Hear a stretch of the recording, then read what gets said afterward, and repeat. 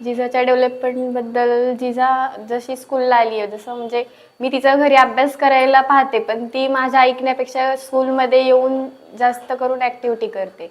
टीचरांचं वगैरे जास्त करून ऐकते. त्यामुळं मला असं वाटतं की ती स्कूलमध्ये येऊन जास्त करून परफेक्ट झालेली आहे. तिचा म्हणजे ती जे स्पायसी खात नव्हती, ते स्कूलमध्ये आल्यापासून खायला लागले आणि स्वतःच्या हाताने वगैरे डब्बा वगैरे फिनिश करते आणि प्रत्येक गोष्ट सगळे खाते. आणि मेन मुद्दा म्हणजे तिला भाजी पोळीच लागते. ती खूप वेळा तिला काही वेगळं करून दिलं तर ती म्हणते नाही मला भाजी पोळीच खायची. म्हणजे ती तुम्ही जी सवय लावली आहे त्यांना ती खूपच छान आहे. कारण मुलांना पण व्यवस्थित जेवणाची पद्धती वगैरे माहिती हव्या आहेत. असं टिफिनमध्ये खाऊन व्यवस्थित नाही वाटत ते. ताटांमध्ये घेऊन सगळ्यांसोबत बसून तुम्ही जे प्रार्थना घेता बसल्यावरती ती पण खूप छान वाटतं ते. टीचिंग स्टाफबद्दल बोललात तर टीचर वगैरे व्यवस्थित मुलांकडून अभ्यास वगैरे करून घेतात. जर नाही जमलं तर शेजारी बसून त्यांच्याकडून लिहून घेतात, व्यवस्थित लक्ष देतात. स्मार्ट टेलिक्सबद्दल बोलताल तर खूप छान आहे. टीचर्स वगैरे सगळे व्यवस्थित लक्ष वगैरे देतात.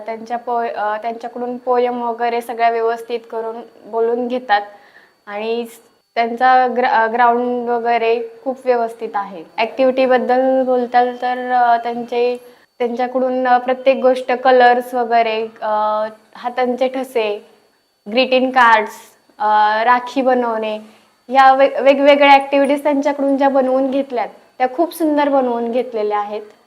त्यामुळे त्यांच्याकडे आभार मानते. कारण ह्या गोष्टींमुळे मुलांनाही कळतं की काय काय ॲक्टिव्हिटीज असतात, काय बनवायचं असतं, काय नसतं ते. एरिया खूप सुंदर आहे. प्लेग्राऊंड पण आहे खाली व्यवस्थित.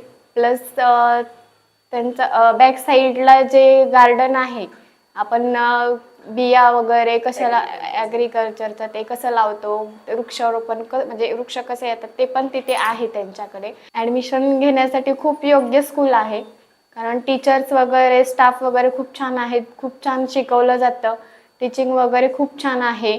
प्लस मावशी वगैरे खूप छान लक्ष देतात. टीचर शेजारी बसून अभ्यास करून घेतात. त्यामुळे स्कूल खूप सुंदर आहे. त्यामुळे सांगू शकते मी सगळ्यांना की ॲडमिशन घेऊ शकता म्हणून.